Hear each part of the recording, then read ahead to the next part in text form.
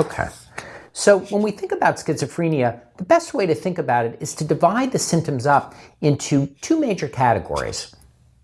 On the one hand, we have what are called positive symptoms of schizophrenia. And positive symptoms of schizophrenia include two major domains. They are hallucinations, and these are sensory experiences that occur to the person that are not evident in the environment, right? That the person generates presumably themselves.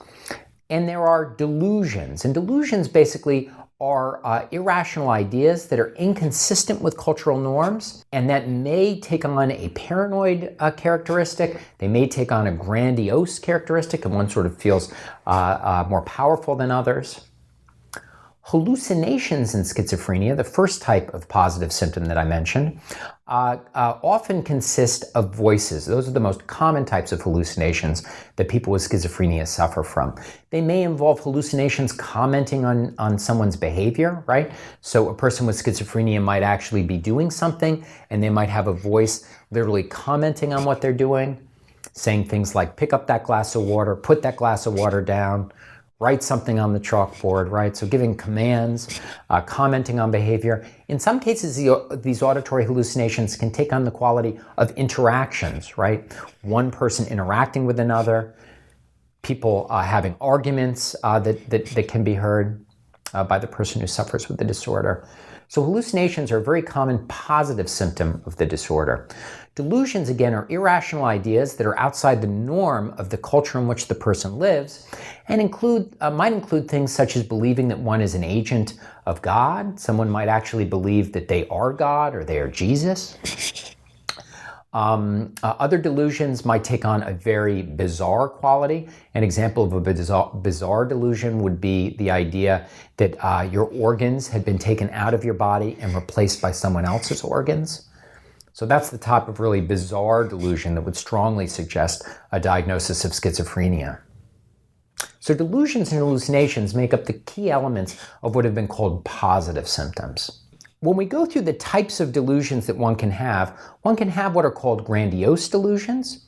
And again, these are thinking that you may have special powers. You might believe that you can part water, you can part the seas. I've worked with folks with the disorder who believe, in fact, that they will commit miracles in the future, right? So grandiose delusions often consist of this idea that you are more powerful than other people.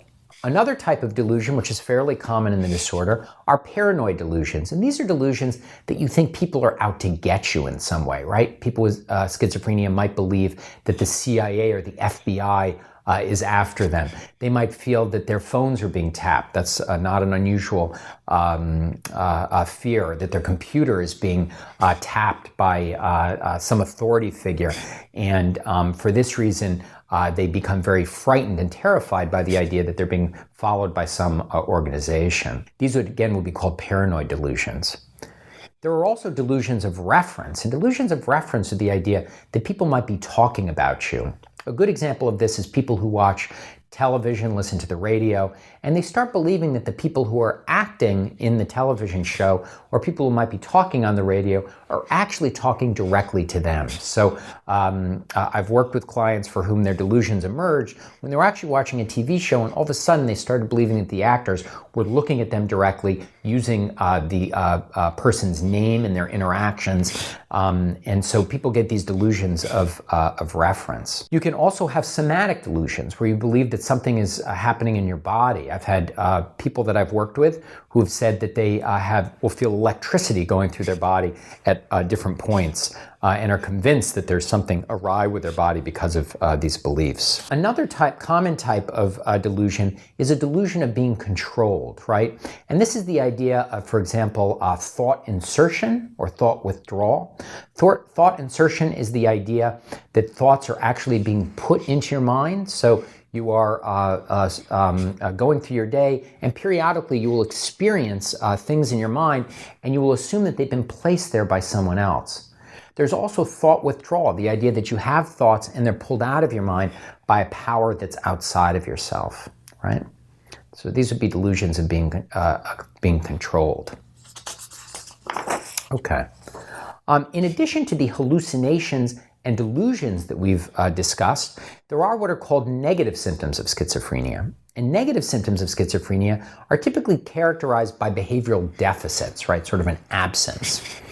One type of negative symptom of schizophrenia is avolition, which is sort of an inability to persist in a routine activity and inability to motivate oneself. Another type of negative symptom is alogia. And what alogia is basically an inability to produce language, right? So there are people with the disorder who might go long periods of time without saying anything, right? Their speech is really reduced in output. And another negative symptom of schizophrenia is what's been referred to as blunted affect. And that's a symptom that is seen by a clinician. The person with the disorder may or may not know or be aware of this symptom. And that is a symptom where there's sort of a reduction in the expression of affect or mood. So people with blunted affect, their facial appearance may look very wooden. They may have a difficult time really expressing any type of emotion on their face. And they may appear just generally sort of reduced in their ability to sort of express emotion through their face or their body. So that's blunted affect. It's another type of a negative symptom.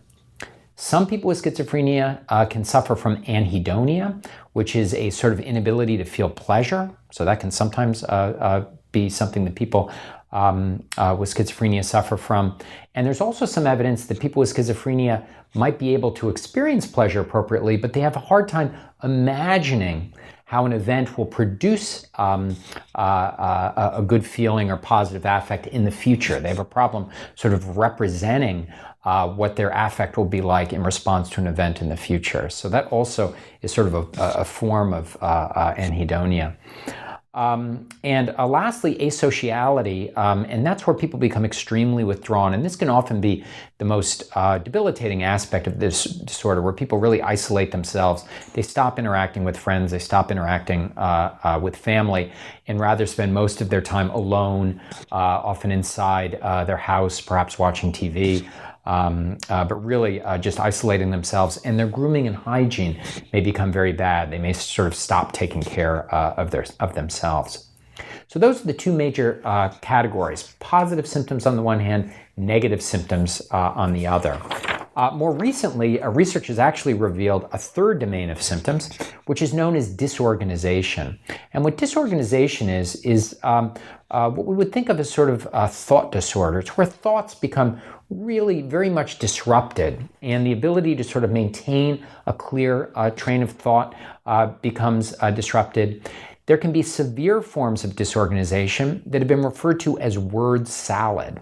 And what word salad is actually where people literally just string together random sets of words that really convey no meaning to the person who's listening. They may also have what are called clang associations, where people might rhyme words that sound together in the same sentence. These words might really have no relationship to one another, but the person with schizophrenia, their thought processes are so disorganized that they'll just start rhyming words as a way to try to communicate with others. Disorganization is also demonstrated through inappropriate affect, the idea of getting very serious or depressing news, and then the person with the disorder might start laughing, right, rather than being upset or depressed. So affect that's really inappropriate for the social situation is also thought to be a form of disorganization. So these symptoms have been pulled out in what are called factor analyses, and these are mathematical procedures by which you look at which different groups of symptoms sort of vary together, right? To one degree, does one symptom change with another, right? And in these factor analyses, they've defined three then major categories: positive symptoms, negative symptoms, and disorganization symptoms. They seem to be overlapping but somewhat independent, and it's quite possible that they would respond quite differently to treatment. So that's the way we'll be thinking about the symptoms in schizophrenia.